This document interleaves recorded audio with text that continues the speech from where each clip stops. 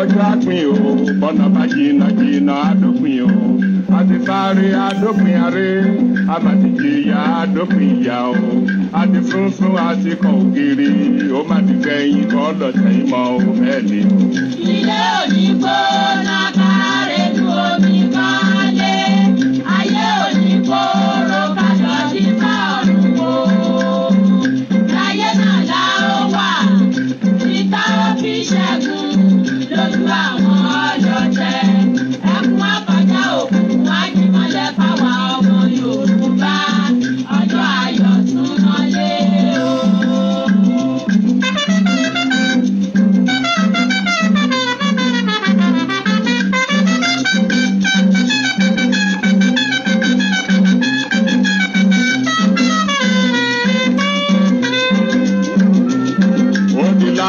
láyé kan bá ó má di láyé kan bá Yorùbá ò ní dọ̀bálẹ̀ ẹ̀fẹ́ nìkan ó di gbẹ̀yìn kọ́ lọ́sẹ̀ ìmọ̀ ẹni ọ̀rọ̀. Dìde bí ológun ẹ bá jàgbá sílẹ̀ o ẹ rántí àtọmọdọ́mọ kò ní sún wa kò ní rẹ̀ wá bá òbí ṣẹ́gun ẹni tó dé ó sàn ju ẹni tí rẹ̀ ń bọ̀ bẹ́ẹ̀ ni ó ní ní dúró. ẹgbin. Ẹ dúró gbọ̀n ẹ dúró. Àtùpàdé oníkanni o, bí ẹ bá sùn ẹgbẹ́, ọjọ́ ayọ̀ sún mọ́lé o. Bí a bá kú tí a bá jí, a ó mẹ́ni rí fẹ́ràn ẹni bá ṣàìsàn kù ni yóò lè mọ iye àlàáfíà. Mo ń ṣe program lọ́wọ́. Ẹni bá ṣàìsàn kù ni yóò lè mọ iye àlàáfíà. Bí a bá ṣaláìní ká tó wá ní a ó mọ iye bàbá ń fojoojúmọ́ jẹun ata. Ó dífá fún Yorùbá tí í ṣe ọmọ Odùduwà bàbá mi òkè gàgàgà tí í ṣe lẹ́gbẹ̀ẹ́ lẹ́yìn àṣòótọ́. Ọ̀yọ́, Ìbàdàn, Oǹdó, Ìjẹ̀ṣà, Ilé Ifẹ̀ o. Wá ohùn alóore, Odùduwà ló ń pè.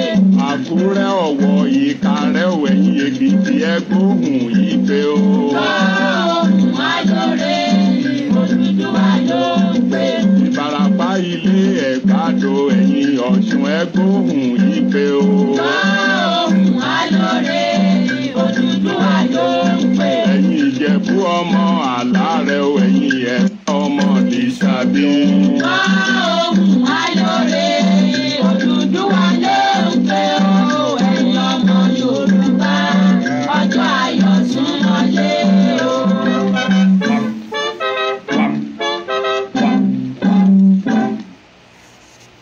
Gbáyìíjọ bàbá mi Ògúndé ọmọ wọn lọ sọ́sọ̀ Ìjẹ̀bú ẹni tẹ́ bàbá àgbáyín adalẹ́ bàbá ọ̀run reyín o ẹ mọ́jọ̀ pọ́n ẹ mọ́jẹ kòdó wọn bá ń jẹ lájùlé ọ̀run ni ẹ jẹ bàbá ọ̀run á san yín torí ẹ ti ṣe gudugudu méje ẹ ti ṣe yàyà mẹ́fà.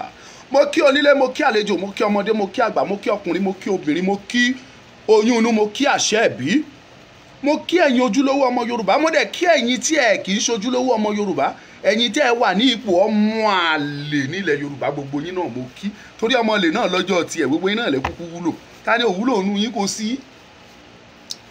Àtọmọdé àtàgbà àtọkùnrin àtobìnrin ẹ̀yin Ẹ̀gbá ẹ̀yin Ìjẹ̀bú ẹ̀yin Àwórì ẹ̀yin Èkó ẹ̀yin Ọ̀yọ́ ẹ̀yin Ìjẹ̀ṣà ẹ̀yin Ifẹ̀ Òǹdáyé ẹ̀yin Oǹdó ẹ̀yin Ìkálẹ̀ ẹ̀yin Ìlàjẹ ẹ̀yin Àpọ́yì ẹ̀yin Ìjọ́ ẹ̀yin Èkìtìkété ẹ̀yin Àkókó ẹ̀yin Òkun ẹ̀yin Ìgbómìnà ẹ̀yin Ìlọrin gbogbo yín láìpẹ́ ọ̀kan gbogbo yín ni mo kí ẹ máa pín ètò yìí Ọmọlúkà lórúkọ mi ò ní gbàgbé anthem mi, mo cherish ẹ̀ ju Nigeria anthem lọ.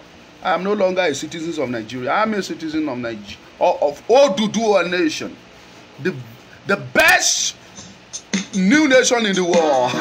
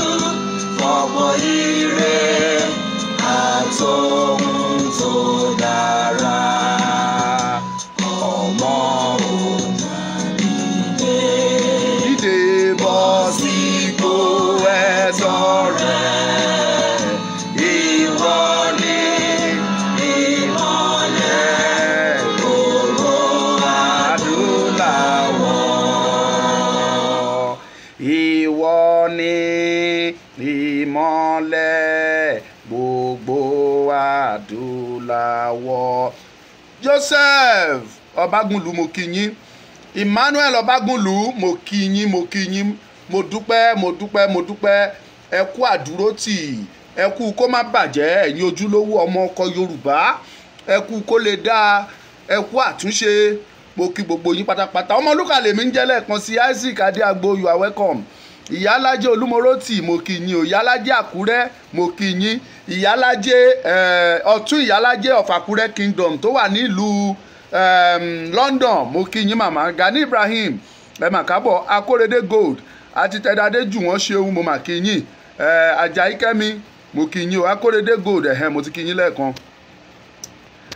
Gbogbo ẹ̀yin Adésínà Ìsínyẹmí mo kí yín wípé ẹ káàbọ̀. Naija Property mo kí yín o, Emmanuel Ade mo kí yín náà, Esther Ọlá, Benjamin Ọlátúnjí, Fúnkẹ́ Ọlá Òṣèbìkan, Esther Ọlátòsìn Adénúgà, Òjó Olúwafẹ́mi Àlàbá, Adékẹ́mi Àlàbí mo mà kí gbogbo yín o, Tina Adéwọlé Adékúnwó, Dorcas Kazeem, Adédoyin Kẹ́hìndé Àlàbá, Adésínà Òsínyẹmí àti gbogbo yín Bíóyè Cars mo kí yín o wípé ẹ káàbọ̀ sórí ètò.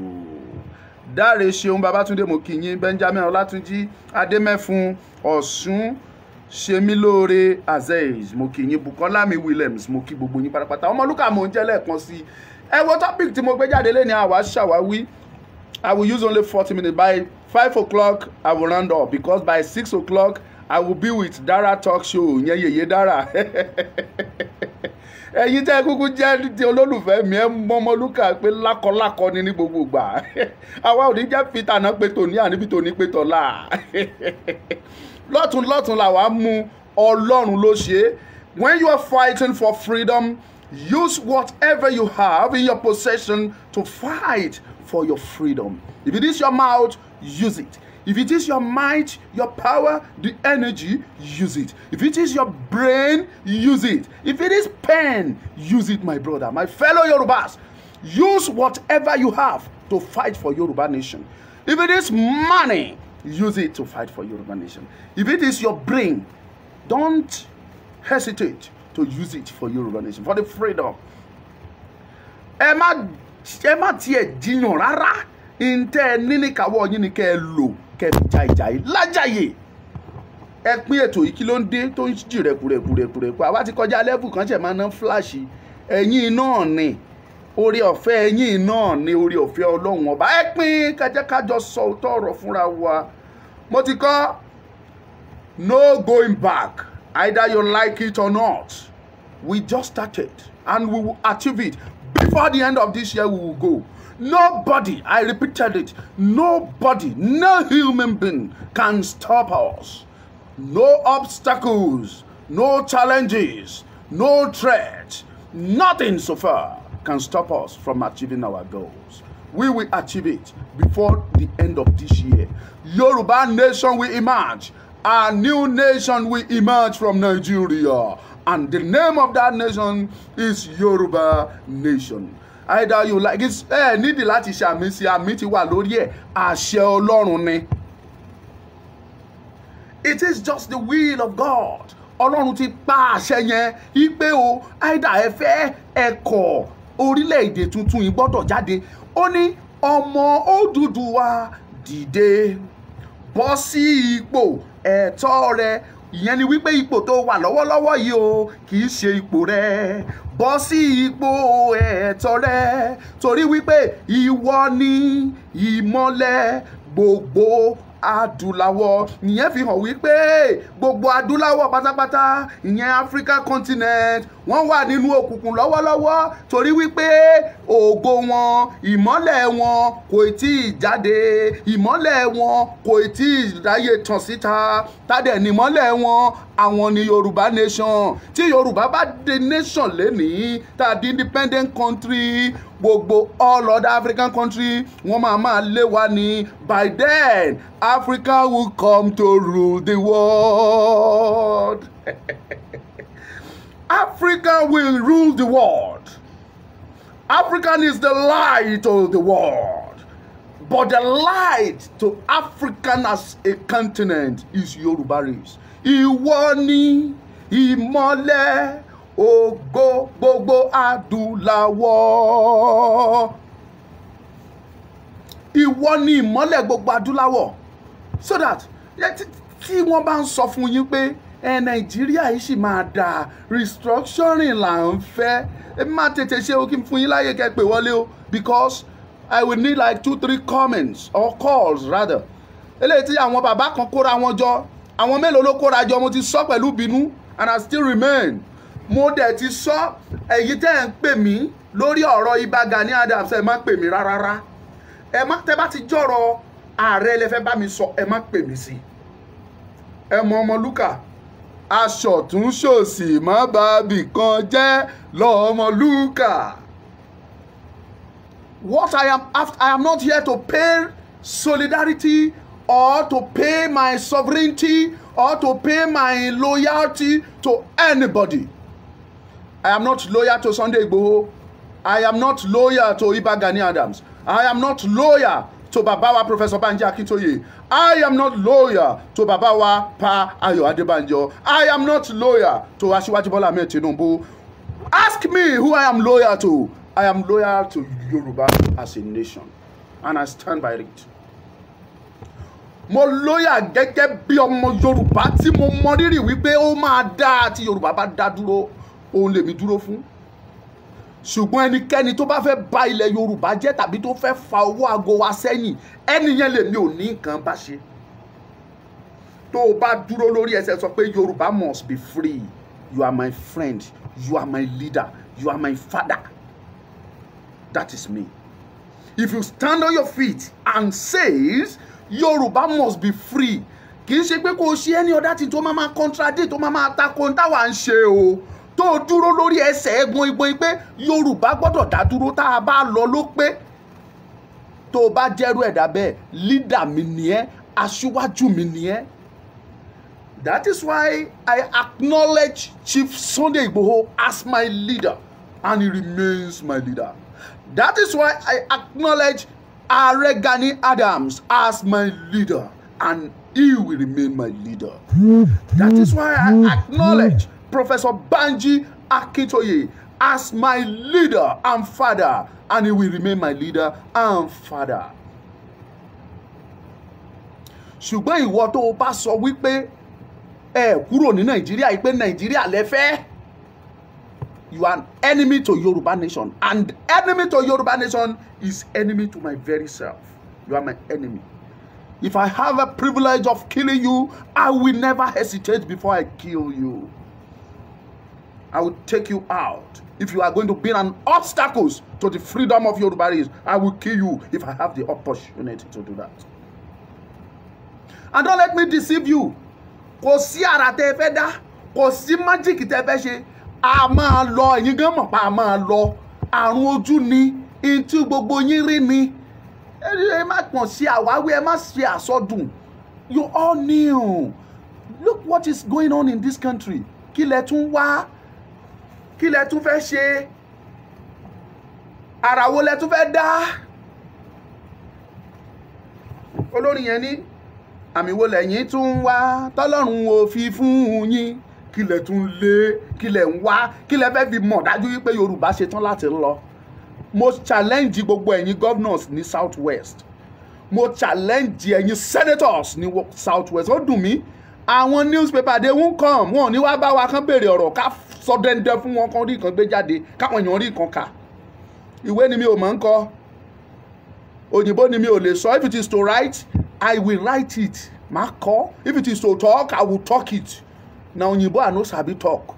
Kàkà kẹ́ wá ẹ̀yin Punch, ẹ̀yin Nation, ẹ̀yin Tribune, ẹ̀yin gbogbo yín kẹ́ béèrè ọ̀rọ̀ ká sọ òtítọ́ jáde. Kí lẹ̀ ń wá? Àmì wo lẹ̀ ń wá? Ẹ mọ̀ mo ti sọ̀rọ̀ ẹ̀yin journalist ńgbà kan rí. Eléyìí tẹ̀yin gan dá ló ń jó òun. Á dẹ̀ dí pẹ̀lú gbogbo yín. Ẹ tí ì mọ̀ kíní kankan. You know I'm part of you. But we going to deal with all of you. Because èyí tẹ̀yin gan contribute ló ń jó òun ẹ̀yin journalist. Èyí tẹ̀yin contribute ló. Ìyá yín jọ ń jẹ gbogbo wa ni àbọ̀jà ti yín yàtọ̀ ni. Ṣé ọjà ti yín yàtọ̀ ni? Kámá ni bóyá yín rí ship ti yín rà. Ṣé ọjà ti ẹ̀bọ́jà kan la jọ ń ná? Petrol kan la jọ ń rà. Sìmẹ́ǹtì kan la jọ ń rà. Gàrí kan la jọ ń rà. The same thing ni ẹ kàn lè gbowó ju wa lọ ni. Ara jọ ń ro gbogbo wa ni. If you refuse to join us on this battle, we will continue to be tormented. Our tormentors will continue to torment us. Ọjọ́ máa fi àyè jẹ gbogbo wa ni ẹ̀yin journalist. Ẹnìkan ní brown envelope journalist. That is it. Tó bá ti envelope ẹ wá, you won't be able to say the truth. Ní sòótọ́ mọ́. Bẹ́ẹ̀ tẹ́ bá dẹ̀gbá tẹ́ bá jẹ́ àsọpọ̀ léwọ̀. But should that stop you of doing what is right? So yẹ kí yẹn dá yín dúró láti ṣe ohun tó tọ́ ni. I don't expect you not to join this agitation. Let them stop you. Ẹ̀yin gan tó bá ní kán máa dá sí ọ̀rọ̀ tó wà lẹ́yìn. Journalists alone can fight this battle and win. The fourth realm àbí báwọn ṣe ń pè ní fourth estate of the realm àbí báwọn fourth realm of the estate àbí kíní kan ó ní bọ́n ṣe ń recommend yín kò sẹ́ni tó lè fọwọ́ pa idà yín lójú ṣùgbọ́n ẹ̀yin journalist Nàìjíríà jẹun journalist ẹ̀yin ó lé lébi gbogbo I don't care ẹ gbè mí ẹ sọ pé libel or whatever bóyá ó níbẹ̀ ṣe ń pè I don't bloody care. This is tí ó bá dojú ogun ẹ lọ sọ fún journalist kan kó lọ ta fẹlẹfẹlẹ ní Somalia ẹ ní kí journalist kan lọ ta fẹlẹfẹlẹ ní Sudan ẹ ní kí journalist kan lọ sí Yemen kó lọ ta fẹlẹfẹlẹ ẹ ní kó lọ sí Syria kó lọ ta fẹlẹfẹlẹ wọ́n pàdánù ṣèbẹ́yìn rí ẹrí ibi tó ṣe àlàáfíà ṣì wà nínú yín dùn tó bá ibi tó ń bọ̀ yìí tó bá dogun tó dọdẹ tó dojú tó di pé wọ́n wọlé wọ́n pààyàn anyhow akọ̀yìn akọ ẹbí yín akọ ara yín. Forget about I am a professional. I am a journalist. Professional journalist. Nimi, I am a certified journalist, registered journalist. This, jaja. Forget about it. Tán bá jíyàwó ẹgbẹ́ lọ, wàá gbàgbé pé journalist ni ẹ wàá máa sọ ẹjọ́ ẹ bá mi release ẹ kó o sì bí tí mo ti fẹ́ rí 20 million. Wàá bú sẹ́kún jìnnìjìnnì á bù ẹ́. Tán bá tún fẹ́ fi ẹ́ dára tó wù wọ́n lójú ẹ̀ wọ́n á báyàwó ẹ̀ sùn. Nothing will happen. Kò sí tí wàá ṣe. Ìwọ tó dẹ̀ jóbìnrin nínú àwọn journalist yẹn tó máa mú ẹ wọ́n á dẹ̀ dùbúlẹ̀ wọ́n á bá ẹ sùn lójú ọkọ ẹ wọ́n á bá ọmọ ẹ obìnrin wọ́n á tún bá sùn. Ó ń bọ̀ wá kàn yín máa kan ní. Máa kan lóye kàn. Á kan everybody. Either you people join and let us fight this together or not. Tó bá wù yín ẹ believe nínú Nàìjíríà. Majority yín ti ń ṣe Délé Momodu. He has been a journalist. Mo sì kéré nígbà tí mo ti ń gbúrò Délé Momodu gẹ́gẹ́ bí journalist. Sowore mo kéré nígbà tí mo ń gbọ́ pé jọyọ̀ ẹnìkan jẹ́ Sowore. Mo sì kéré nígbà tí mo ti gbọ́ Sowore. And many of you like that. Táwa mọ̀ ẹ̀yin káwọ́ lẹ́rán ẹ̀ ń lé bó ṣe máa dáa fún pépà ti yín bẹ́ẹ̀ àlàáfíà ló wà tẹ́ fi rí pépà ti yín lé kó lè dáa àlàáfíà ló wà tẹ́ fi rí gbogbo nǹkan yín ṣe pé kó lè dáa àlàáfíà wà ní tí ò bá sí àlàáfíà tọmọ ẹlẹ́ran ń sá kíjokíjo tọmọ bá ń sá kàbàkàbà ẹ ní rántí pé tí ẹ fẹ́ gbé báyìí kọ̀wé ẹ sáàdì ẹ máa lami lójú kàràbàràkàrà ẹ tí ọlọ́mọdé àrí wàhálà àwa sọ fún yín kẹ́ ẹ lo ìwé ọwọ́ yín kẹ́ ẹ lo páwà yín kẹ́ ẹ lo gbogbo nǹkan tẹ́ ẹ ní kẹ́ ẹ fi jẹ́ ká ja ìjà yìí ẹ kọ̀ ẹ dá sí ẹni kò kàn yín tẹ́ ẹ bá rí tó yẹ kẹ́ ẹ gbé ẹ ní jẹ́ gbé kàkà kẹ́ ẹ gbé ẹ ní gbé kàkà kẹ́ ẹ sòótọ́ ibẹ̀ ẹ ní sọ bẹ́ẹ̀ ṣe máa dájà sílẹ̀ láàrin Ìbà Gani Adams àti Sunday Igboho òun lẹ́ máa lé kiri bẹ́ẹ̀ ṣe máa gbọ́ ti ewu ẹnu Ọmọlúkà tẹ́ ẹ lọ sọ lọ́dọ̀ Ìgbòho pé Ọmọlúkà blast Ìgbòho oyin tẹ́ ẹ máa lé kiri nìyẹn kẹ́ ẹ lè rí pépà tí yín tà kẹ́ ẹ lè rí blọ́ọ̀gì yín ṣe dáadáa kó lè kẹ́ ẹ lè rówó ń bẹ̀ ní tẹ́ ẹ máa lé nìyẹn and I've been telling you this either you like it or not Yorùbá will free but it's left for you láti jẹ́ ká lè lọ free láìsí wàhálà tí wàhálà bá tiẹ̀ máa wá dé kò sí bá ṣe lè ṣe tí ò ní sí wàhálà tí wàhálà yẹn bá wá máa wà kó wá mọ níwọ̀nba you understand kí wàhálà yẹn mọ níwọ̀nba so ada bẹ́ẹ̀ thanks to Dele Momodu mo rí àwọn akitiyan ẹlẹ́nujọ́ mẹ́ta ó kàn ń gbìyànjú ni o kò tí ì dance to the tune so but ó mú un bọ̀ díẹ̀díẹ̀ ká dúpẹ́ lọ́wọ́ ẹni tó rí ni tó mọ́jú ṣe béèyàn ní òtí ẹ̀ wo bí tá a wà Dele Momodu tí ẹ̀ ń ṣe díẹ̀díẹ̀ ṣe báwọn kan ló wà tí wọn ò tí ẹ̀ ṣe tó á ṣe béèyàn lórí yàn tó mọ́jú ká dúpẹ́ lọ́wọ́ ẹ̀ ni so àlàáfíà wà tẹ́ ẹ bá ní ká jọ ṣe in a peaceful way we will do it and we will go mo ń sọ mo ń tún sọ I knew the power that the journalists possess. I may not be registered yet, but I can guarantee you that I will be a member of journalists any moment.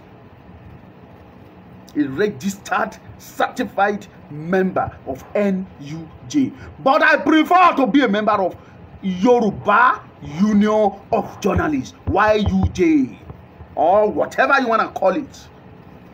Maybe Nigeria Institute of Journalism. Bóyá bẹ́ẹ̀ ṣe fẹ́ pé àwa jẹ́ instead of Nigeria Institute of Journalism àwa jẹ́ Yorùbá Institute of Journalism UIJ bẹ́ẹ̀ bá ṣe fẹ́ pè sí ẹ̀yin lẹ́mú orúkọ tẹ́ fẹ́ fún but I'm very sure that it's going to happen we are going to establish it mo expect kíkan nínú yìí kó ti establish yẹ kórúkọ tiẹ̀ tún pa ó tún pariwo ẹ̀ lọ pé nìkan má ti dá Yorùbá Institute of Journalism sílẹ̀ kó nǹkan tiẹ̀ tún jáde kó tún jórúkọ bí bàbá wa Sunday Igboho ti jórúkọ yìí tọ́lọ́run dẹ̀ ń kẹ́ bọ́lọ́run ṣe ń kẹ́ bàbá wa Sunday Igboho kóhun náà mọ̀ pé Ọlọ́run máa kẹ́ òun o but ẹ̀yin amen àbókí tán kó fújì orúkọ ẹ̀yin kan lé o I don't even know if you are Yorùbá or ìwà Hausa ẹjọ ẹni tó ń pè mí kó má pè mí sórí fóònù tí mo fi ṣe program I don't understand mò ń kọ̀ tiẹ̀ ẹ̀ ń disturb ẹ máa ń disturb bàbá ṣe ti mo wà lórí program ẹ ti dé àbí ṣé ẹ ti dé ni mo wà lórí program. mo ti bẹ́ẹ̀ dùn mo ti bẹ́ẹ̀ dé. ẹni sùúrù mo wà lórí program kí ló ṣẹlẹ̀. mo ti bẹ́ẹ̀ dé. ẹ lọ ẹ gbé lọ sọ́dọ̀ Tájù ẹ lọ gbé sọ́dọ̀ Tájù ẹ fún Tájù ní kí. so gẹ́gẹ́ bí àlàyé tí mò ń ṣe mò ń expect kẹ́ ẹ dìde kẹ́nìkan nù yín àbí méjì mẹ́ta kẹ́ ti kóra yín jọ kẹ́ ti fọ́ọ̀mù Yorùbá Union of Journalists or whatever tẹ́ bá fẹ́ pé ẹ lọ́pọlọ ẹ mọ̀wé ìwé illiteracy yín nílẹ̀ Yorùbá òun ni master ní north ní Fúlàní tell me I am a liar. Your illiterate Yoruba land is a master in the north. Ẹ nídìí láti máa ṣe àwáwí àsọtúntọ. Ẹ̀yin wà ń bẹ̀ o. Sherry, your pain and your mouth, even let me say your pain alone, your pain is mightier than kí lorúkọ bọ́ǹbù tó lágbára jù yẹn kí náà ń pè o Nagasaki àbí kí náà ń pè àbí Hiroshima your pen is as mighty as nuclear weapon. ẹ̀yin jọ mọ rírì ara yín ni 100,000 250 50,000 tó ń fún yín kò jẹ́ kẹ́ ẹ mọ bẹ́ẹ̀ ṣe tó you don't know your value. Yorùbá ní orúkọ rere ó sàn ju wúrà àti fàdákà lọ. Owó yẹn lẹ́yìn wà after. You are not after your name, the good name you will possess even after your demise. Tẹ́ ẹ bá kú orúkọ rere kan máa rántí nípa yín kan máa sọ wípé lágbájá yìí ráwọn journalist kan l'Amẹ́ríkà ni ráwọn journalist kan ní BBC ní CNN ní títí láì náà máa rántí wọn forever and never. náà máa rántí wọn sí rere iṣẹ́ tó ń ṣe sílẹ̀ ni táwọn wọ̀nyẹn they has the chance opportunity and grace to enter the White House anytime wọ́n bá fẹ́ wọ́n á wọ bẹ̀ but wọn ò sílò. The President of the United States of America can give them billions. But anyway, they will announce it, they would let the world knows about it. Because of what? They are thinking of the name they want to leave, the legacy. But any journalist you are níbí nílẹ̀ Yorùbá yìí, I don't care. Mo believe pé Nigeria situation ló sọ yín dà bẹ́ẹ̀ ṣùgbọ́n kí ló dé tẹ́ ìjàkẹ́jẹ́ kájọ gbára wa báyìí náà ẹ jẹ́ kájọ jìjà ká gbára wa náà ẹ̀yin náà ẹ̀yin kan tọ́ lánàá ìjà yìí ẹ̀ ń jẹ́nu ẹ̀ àmọ́ bó ṣe ń lọ àmọ́ níṣẹ́ ni ò sí ẹni tó bá ń tiẹ̀ ṣiṣẹ́ rí tó ṣiṣẹ́ at the end of the day hardly nínú àwọn mẹ́wàá tó bá rìtáyà lọ́dún kan ní NTA agbára lẹ̀ fi rí kan tó dálé kọ́ nínú wọn.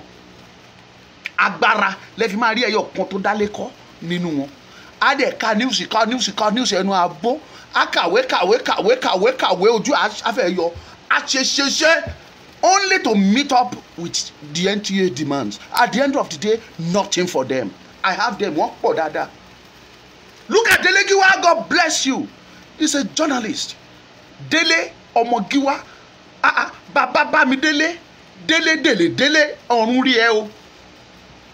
Títí di ọ̀la ọlọ́la yìí wọ́n á máa rántí Dele títí láéláé ni. People will continue to remember Dele Giwa. Ọmọ tí a bá bí a béèrè pé daddy who is Dele Giwa? And we will tell him or her pé this is the man that stood firm and defined what they mean by journalism. Dele Giwa. He has every right to gbowó lọ́wọ́ Babangida. Kó dẹ̀ sọ pé òun ò ní kankan ṣe. Dele Giwa ó lè gbowó. Babangida fún ní oil well bó ṣe fáwọn kan ní oil well. Today he could have been one of the richest men in Nigeria. But he refused anyway. And today orúkọ ẹ̀ ò parẹ́ títí láéláé. Títí láéláé kò ní parẹ́ wọ́n á máa rántí Dele Giwa ni. Ṣùgbọ́n ẹ̀yin journalist wa lẹ́ni nílẹ̀ Yorùbá mi ò bá yín jà ẹ má ṣì mí gbọ́.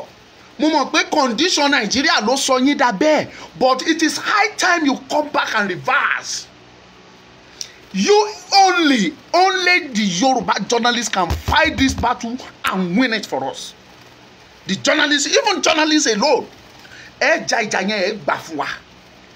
Ẹ̀yin journalists tá bá wá fẹ́ ṣe àfikún ẹ̀ ká fẹ́ kó pé ká wá kó àwọn broadcasters pẹ̀lú yín, àwọn independent broadcasters, àwọn freelance broadcasters ká wá kó wọn pẹ̀lú yín. Káwọn máa lo ẹnu kẹ́yìn máa lo pen ká wá papọ̀ sójú kan. Together you will win that battle without bloodshed. I can guarantee you that. But kí ni gbogbo yín wò ṣe lẹ̀ ń wówó kiri bẹ́ẹ̀ ṣe máa lọ sọ́dọ̀ Jẹ́gẹ́dẹ́ lẹ́ni kí èyí Táyọ̀ Jẹ́gẹ́dẹ́ kó fún yín lẹ́ńfílòpù kẹ́ ẹ sọ tiẹ̀ kẹ́ ẹ tún lọ sọ́dọ̀ Àkẹ́tì kó tún fún yín lẹ́ńfílòpù kẹ́ ẹ tún gbà sápò kẹ́ ẹ tún lọ sọ́dọ̀ another person kí ìyẹn náà tún gbé tiẹ̀ wá. That is what you are after. Ẹ dẹ̀ ti gbàgbé wípé téèyàn bá kọ̀ tí ò febi pa inú lẹ́ni inú á febi pa lọ́la o. You must endure today to enjoy tomorrow. If you don't endure today, you will suffer tomorrow. There will be no enjoyment for you. If there is no endurance today, no enjoyment tomorrow. That is just the simple arithmetic tó wà ńbẹ̀. Tẹ́ ẹ bá fẹ́ bí mọ́nú lẹ́ni kẹ́ ẹ ṣiṣẹ́ ayọ̀ sílẹ̀ dọ́là. Kẹ́ ẹ jẹ́ kébi yẹn pa yín, kẹ́ ẹ mu gàrí, ẹ nílé lẹ́nu ọ̀rọ̀ tó bá dọjọ́ ọ̀la yìí pé àwa yìí la jìjà yẹn. Délé Gíwá fought for democracy. Ó dúró gbọ̀ngbọ̀n lórí ẹsẹ̀ orúkọ ẹ̀ ò dé parẹ́ wọ́n pọ̀ bẹ́ẹ̀. Kí là ń sọ? Anyway, let me open the page for whoever wanna call 070 4609 2484. WhatsApp only. WhatsApp only. Ẹ lè pè sí ká gba ìpè méjì ká tó lọ join Dara Talk Show. Ká tó lọ sọ́dọ̀ Dara Talk Show.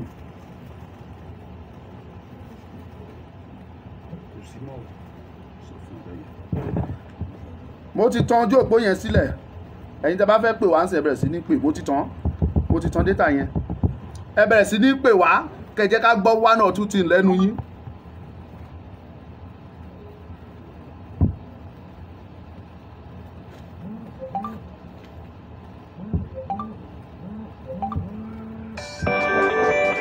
Yes, a ti rí kọ̀ọ̀kan.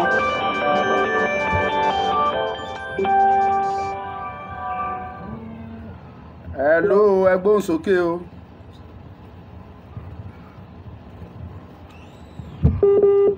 Ẹ gbóhùn sókè, à ń gbọ́ yín. Hello. Yà, mo ń gbọ́ yín o.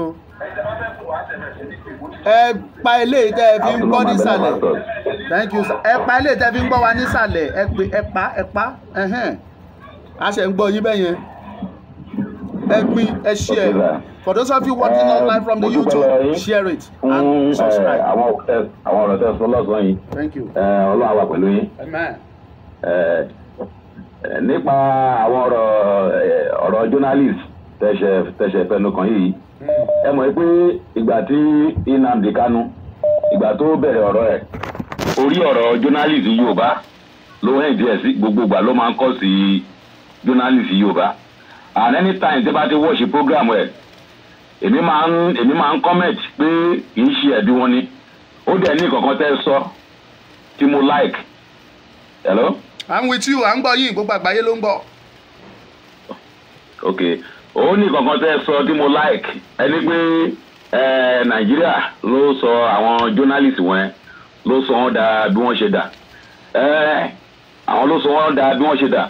Ìkejì tí mo tún fẹ́ padà sọ lọ́sàn-án yìí mo wo programu bàbá pásítọ̀ kan so mo gbọ́ àwọn ọ̀rọ̀ kan tó jà àwọn ọ̀rọ̀ tó ń sọ nípa rálì tí a fẹ́ lọ ṣe ní lẹ́kọ̀ọ́. Mo sùn ní ìjẹta ni mo lálàá nípa rálì yẹn. Èmi dẹ̀ mọ̀ pé pẹ̀lú agbára Ọlọ́run Odùduwà nation ó ti ṣe é ṣe Ọlọ́run tiẹ̀ ti gbà fún wa. Mo lálàá rí Tinubu. Èmi mọ̀ pé ó máa gbọ́wọ́. Tinubu ò lè ṣe kó máa gbọ́wọ́ but èmi fẹ́ jẹ́ kí nǹkankan yé Tinubu. Tá a bá lọ ṣe rálì lẹ́kọ̀ọ́ tí Tinubu tó bá ti lè ṣe mistake tó bá ti lè ṣe anything Tinubu là kọ́kọ́ fi ṣe scapegoat because eléyìí tó dàbí pé a fẹ́ máa ṣe tó fẹ́ máa fi nà wá táwa àwa náà fẹ́ máa ṣe bíi pé ṣe mọ̀ pé àwa Yorùbá aláìkára wa a kì í láìka máa ta ẹ̀jẹ̀ sílẹ̀ so eléyìí tó dàbí pé àwọn fẹ́ máa fi ṣe bíi pé kò sí wọ́n á ṣe àtúnṣe eléyìí tó ṣe nígbà ensars tó bá ti lè ṣe mistake á fi Tinubu ṣe scapegoat nǹkan tí mo ní kí n sọ fún yín nìyẹn. Ẹ ṣe ẹ tún jẹ́ ká gba ìpè míì sí ká lè round up ká lè lọ máa múra sílẹ̀ di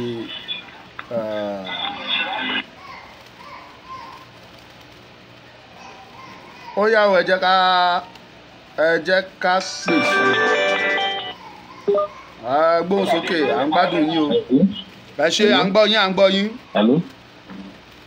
Ẹ kalẹ̀ mo tẹ̀ fẹ́ ọ̀rọ̀ tí èmi tẹ̀ fẹ́ sọ tún yàtọ̀ sí gbogbo ọ̀rọ̀ tí ẹ ti ń sọ látara nǹkan tí mi fẹ́ sọ ní pé àzìn mo wo program kan ní ọ̀sán yìí tí mo rí fídíò yẹn tí ẹ mọ̀ pé next week àbí next week àwọn 5 náà pé ti rally Èkìtì but àwọn kan ti padà jáde again ni pé July 5 náà fi sí pé kì í ṣe June 5 òun ni mo fẹ́ kí bóyá kẹ́ ṣàlàyé ọ̀rọ̀ yẹn bá ẹ lè ṣàlàyé fún èèyàn kéèyàn lè mọ ọmọ bẹ́tà kó má di pé àwọn èèyàn lọ fọkàn sí on 5 káwọn kan tó sọ pé July 5 ni mọ̀ ọ̀rọ̀ yẹn wà convince ẹ ṣe nǹkan tó fẹ́ sọ. ẹ ṣe. à ń gbádùn yín o. hello. hello à ń gbádùn yín. ọmọ Lucas. ẹ ṣe o. ẹ pẹ̀lẹ́ ẹ kú iṣẹ́ takuntakun inú mi dùn sí yín gan o. ẹ ṣe sà. nígbà tí ògo ilẹ̀ Yorùbá bá dé wọn ò ní fi yín ṣàwátì lórúkọ Jésù. àmín àṣẹ Èdùmàrè. ṣe rí inú mi dùn nítorí wípé ògo tẹ́ bá tiẹ̀ wo níbi tẹ́ ti máa mọ̀ wípé Ọlọ́run ti gba ìlú yẹn fún wa òun ni ẹ̀yin gan ẹni tiẹ̀ wò ẹni tó compose national anthem yẹn gangan mo mọ̀ wípé ẹ̀mí Ọlọ́run ló wọ inú ẹ̀ ó ní ògo adúláwọ̀ ẹ ló. bẹ́ẹ̀ni à ń gbọ́ yín àwa pẹ̀lú. ó ní ògo adúláwọ̀ ìfètí ìtọ́lọ́run ti kọ àsìkò ti tó ẹni tí ò ní ẹnikẹ́ni èèyàn kéèyàn tá a bí nínú obìnrin tí ò ní jẹ́ kó ṣeé ṣe àáfi ṣàwátì àáfi ṣe. bẹ́ẹ̀ni. àáfi ẹ̀jẹ̀ rẹ̀ ṣe ètùtù lágbára Ọlọ́run nítorí pé àwa tá a wà nílùú òyìnbó kò yí bẹ́ẹ̀ ní sí ilé wù wá láti wá sí ó wù wá láti wá dá nǹkan ṣe sílé. Hello Ọmọlúkà. a wà pẹ̀lú yín bàbá mi. ẹ sí ń bẹ̀ mọ́. a wà pẹ̀lú yín. ká má sí ń bẹ̀ báwo. inú mi ń dùn wípé àsìkò ti tó. kí ló dé? Sunday Igboho lọ sí Àkúrẹ́. ó kọjá ní ojú ọ̀nà Àkúrẹ́ ń bẹ̀ yẹn láàárín 30 minutes wọ́n dẹ̀ kidnap ń bẹ̀. ẹ̀rù ń bá àwa táwa ní lóyìnbó pé ṣé ìlú tá a fẹ́ lọ sí lélẹ̀ torí Ọlọ́run tọ́kàn ò balẹ̀ ẹ kú iṣẹ́ o. bàbá mi ẹ ṣeun. ẹ máa bẹ́tò lọ. ìtàn ni ó kù fẹ́ẹ́rẹ́fẹ́ kó dìtàn wọ́n máa ń kọrin kan nínú mi ó kù gẹ́ngẹ́ o ká débi oró ó kù gẹ́ngẹ́ ká débi oró kékeré báyìí ló kù ẹgbọ́n sókè à ń gbádùn yín. ẹ sọ ẹ ṣe o ẹ kú iṣẹ́ ní sọ ẹ ṣe gan. Ọlọ́run fún wa ṣe sọ. àmì àṣẹ Èdùmàrè. àlẹ́ ṣubú dáná sọ. yá àmì. ẹ jọ sọ àwọn oṣù kan ṣẹlẹ̀ lẹ́kìtì ní sọ. ok. àwọn èèyàn kan tó ti wa. wọ́n tẹ̀ ti yín. wọ́n ní àdúgbò ọ̀chẹ́yà ni wà náà 5. wọ́n ní ọ̀chẹ́yà náà 5. bẹ́ẹ̀ àwùjọ yẹn ni ìyẹn òun rẹ̀ jẹ́ gbogbo ní ọ̀rẹ́ tó ṣe 419. I know the man very well. àlọ́ tí wọ́n ṣe fídíò jáde bá pé ẹnì ẹ̀kọ́ kan tó ń ṣe bẹ́ẹ̀ mọ́ ẹ̀ tó bá ṣẹlẹ̀ pé wọ́n máa gbé èèyàn kan wọ́n á ṣùgbọ́n ṣàrò ẹ̀ tó ń tẹ́tì láì project kékeré program yẹn kékeré wọ́n ní but wọ́n pé ẹni tẹ́ ń tẹ́ mọ̀ ní ó wà ní bàbá ní Ondo State. bàbá mi wọ́n ní ẹgbọ́n mo fẹ́ kọrin Ògúndé kan fún yín ó ní igba ẹranko kì í dènà dẹ́kun má báre délé mi wọ Olódùmarè o ó tún ní igba eṣinṣin kì í dènà dọ́wọ́ bọ́n pé ẹgbàá gbèje á ṣe rálì wa ṣé ìbọn náà fẹ́ ní ẹ jẹ́ kán wá pẹ̀lú ìbọn ṣé àdá náà fẹ́ kó wá ẹ jẹ́ kán máa bọ̀ wá bá wa ṣé oògùn náà fẹ́ kó wá wọ́n bá wa ń bẹ̀ ṣé rálì yẹn ṣé rálì tá ti ṣe tán.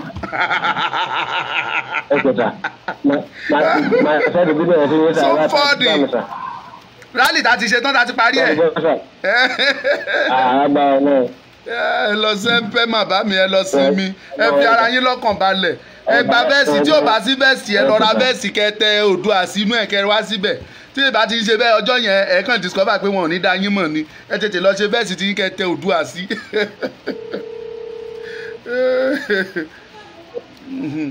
ẹ ṣé o ẹ jẹ́ ká gba ìpè ẹyọ kan péré sí Karandor only one call Karandor only one call ẹ jẹ́ ká gba ìpè ẹyọ kan péré sí ẹ̀yin tẹ́ ń bẹ̀rù lórí rally Èkìtì mi ò tí confam on the 5th of June náà fún mi mo dẹ̀ mọ̀ pé no changes if there is changes bàbá Èkìtì á ti sọ fún mi pé wọ́n ti change ẹ̀ so no going back àwa dẹ̀ ti ń plan níbi àti ń múra already so kí n ṣe ni wọ́n fẹ́ pariwo pé changes sí kò sí changes kankan so ẹ fira yín lọ́kàn balẹ̀ June 5 ní rally ọjọ́ sátidé ni kò sí tẹ́nikẹ́ni fẹ́ fà wá ṣe mọ̀nàmọ̀nà June 5 ọmọ mẹ́rin oh my God ọlọ́run máa kẹ́ wa ńlẹ̀ Yorùbá o ẹ tún gbàjọ́ gbàgbọ́ ẹ̀yà ẹ jẹ́ ká gbọ́ yín kẹ́nìkan pè sí ẹ pè ó lé wọn kọ. ọjọ́ bá pẹ́ títí ọjọ́ àpín o bọ́nà bá jìnnà jìnnà àdópin o àti parí àdópin àrè àbàtìjìyà àdópin ìyá o àti sunsun àti kan ògiri ó má ti gbẹ̀yìn kan lọ́tà ìmọ̀ mẹ́rin. ilé òní gbóná kárẹ̀.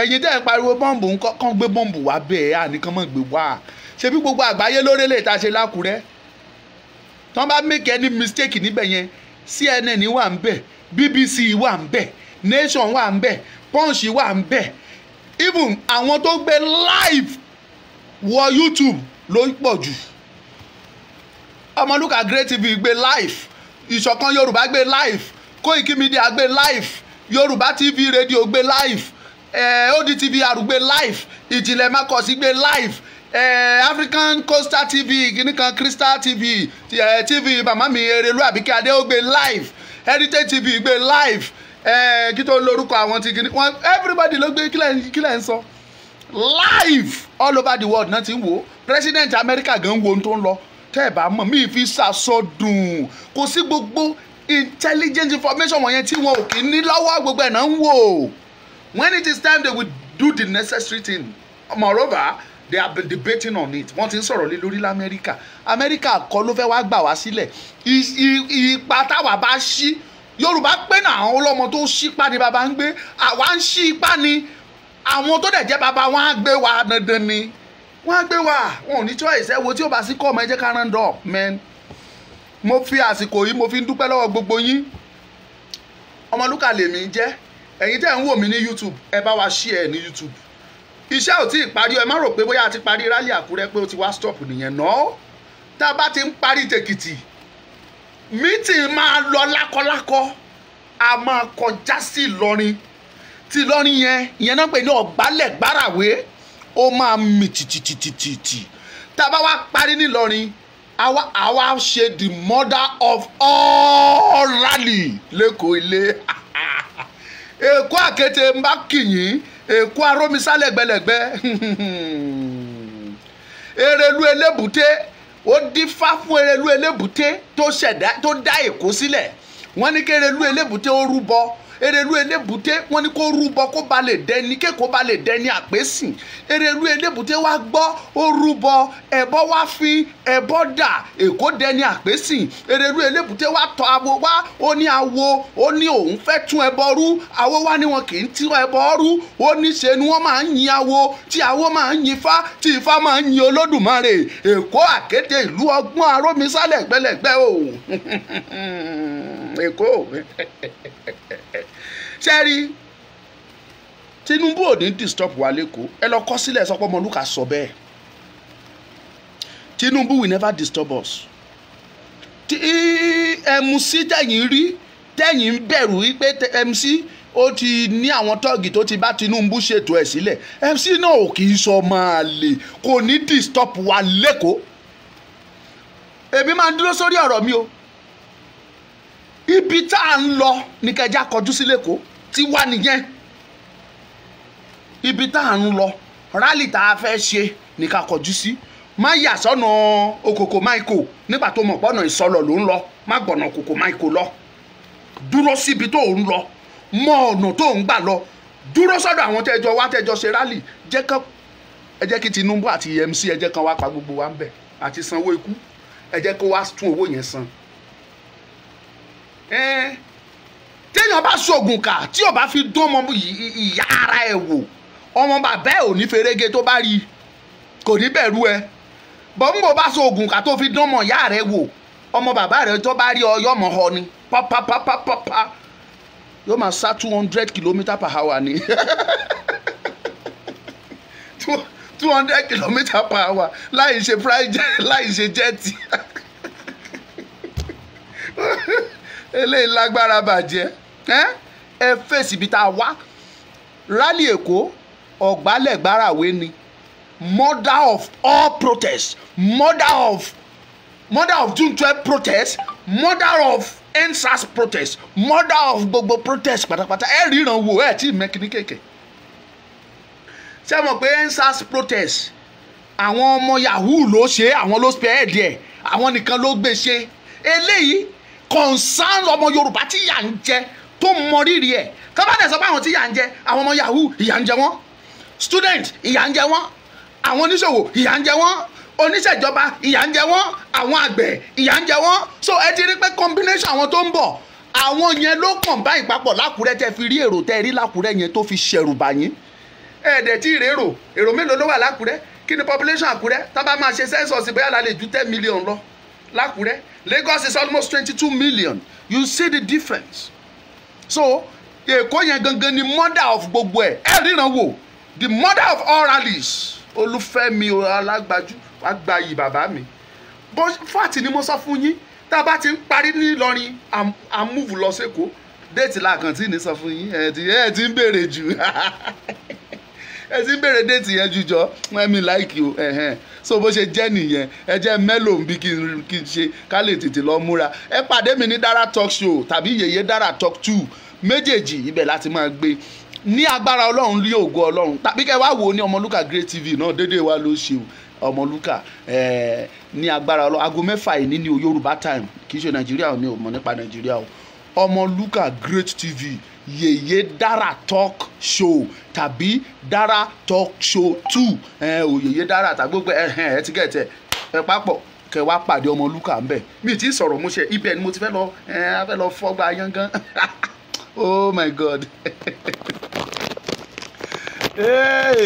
Orin kan wà tá ń kọ ní aláàtú òbeleke o aláàtú òbeleke o ògìrè mama pọ̀ mi yé rẹ̀ ògìrè mama pọ̀ mi bá rẹ̀ o aláàtú òbeleke o àbúwá. Ṣé mo tún mọ orin yẹn? Orin ìlú mi ni ó sọ fún ẹ pé má pa ọmọ ìyá ẹ má pa ọmọ bàbá ẹ o ìwọ alágbára ṣùgbọ́n tó o bá lágbára tó o bá fi wọn ọmọ ìyá ẹ wò ọmọ bàbá ò ní sá o bó ṣe jẹ́ ní òwe Yorùbá náà ló sọ bẹ́ẹ̀ kò jù bẹ́ẹ̀ lọ. So Ọmọlúkà lórúkọ mi ẹ pàdé mi ní Dara Talk Show láago 6 ìní ni o ó kù bí 30 something minutes now. By the grace of God I will be back tomorrow. Àwa náà ni Èkìtì ń bọ̀ lọ́nà ẹ máa múra ẹ má fọmọlúkà lẹ o ìṣẹ́ṣẹ̀ṣẹ̀ bẹ̀rẹ̀ ni o. Bless you all. Oòduà gbè wá o.